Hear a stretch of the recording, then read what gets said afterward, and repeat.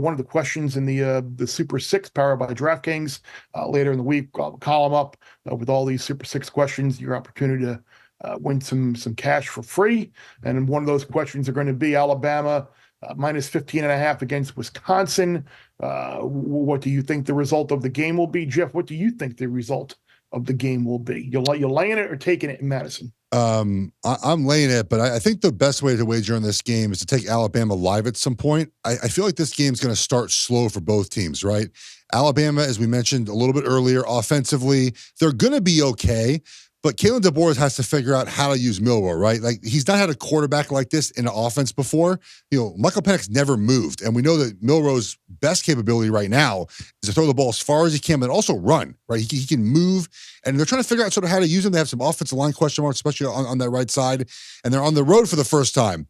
Wisconsin guys can't really score, right? They play decent enough defense. So I think as this game goes on, there's going to be a certain point where the number comes down for Bama, and you take them because I think the second half of this game, their talent and their coaching and just having better football players will take over once Wisconsin can't score enough points, guys. So for me, Will, I'm looking at sort of a live number to get Bama at a better price. Yeah, I'm looking for Wisconsin. It's kind of in between these key numbers of 14 and 17. It's closer to 17 now at 16. So again, I think live might be a good idea no matter who you like, because if Alabama gets the ball first and they get a couple first downs, you're going to see a 17 and a half.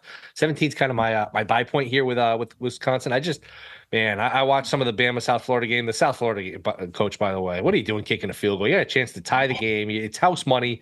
They kick the field goal. You know what happened? Bama runs away with the game. That was not an impressive performance. Offensive line, secondary, the quarterback. This is not vintage Bama. It's obviously a transition with the coach who DeBoer is like a home run hire. They're going to be great. Long run, that's a good hire, but I don't know that this is a Wisconsin team that can expose those flaws. I kind of wish it was an old school Wisconsin team where they were just ground and pound and grind the clock. They've kind of been a hybrid now where they're an air raid team and they're not really a running team, not really a passing team. It's a weird Wisconsin team, but I'd only look towards taking the points here with Whiskey. Let me raise that field goal that you just brought up, and let me match you or maybe raise you with the Michigan field goal when they were down 24-3. I'm in the book in Vegas, like, oh yeah, huge field goal there. It's 24-3. Now it's 24-6. Woo! Woo! We're back. Nice pick, nerd. Are these like, what are these coaches thinking? Honest, like, if you would have told Alex Golesh, the show's not long enough, Bear. The show's not long enough. If we want to, Alex, you say to Alex Golesh before the game, you're going to have the ball at the Alabama 4-yard line, 4th and goal, with an opportunity to tie the game or give yourself a chance to win the game. One play from the 4, you would take it 100 out of 100 times, and he goes and kicks a field goal. Like, what are you doing? And then they're scared, Bear. They're scared, right? They're scared. And look, here's I think some of the psychology behind it at times is getting points feels good, no matter if it's 3 or 7. I'm not specifically talking about the South Florida, but Colorado, Deion did the same thing. He was down 4 scores and get the field goal to go down 4 scores. Same as Michigan, right, Sammy? You're down 3 scores, you get a field goal, you're still down 3 scores. But it just feels good to score points. Like, if you drive the ball down the field and you're struggling to move the ball and you end with 3, you feel like you've accomplished something, even though it might mean nothing.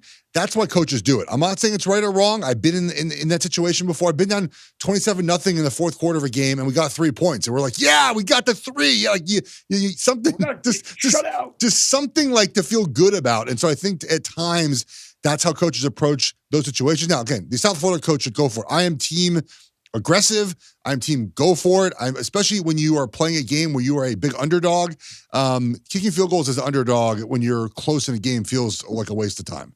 And what surprises me is that he comes from Josh Heupel's staff at Tennessee, and he's one of the most run it up, go for it every like he's one of the more aggressive guys out there. So you would think that he would have followed that model there and had an opportunity to maybe win a game on the road that not a lot of people thought they'd have an opportunity. And so, yeah, I'm probably going to look towards maybe a Wisconsin team total under here, maybe in-game and under here as well.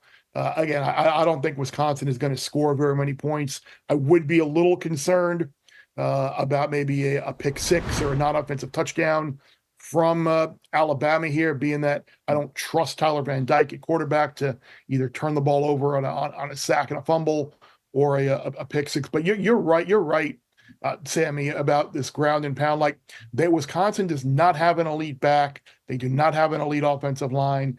They do not have an elite quarterback. And right now, like Phil Longo's offense, it's just not what he had in North Carolina with those types of players and spreading them around. Like, he doesn't have that right now at Wisconsin. They don't have those types of players. So while in theory that running that type of offense is great, but in reality, not having the weapons to be able to make that offense work, I'm a fade of Wisconsin here as long as I can do it, at least in terms of the team total here. So that's a game noon on Saturday.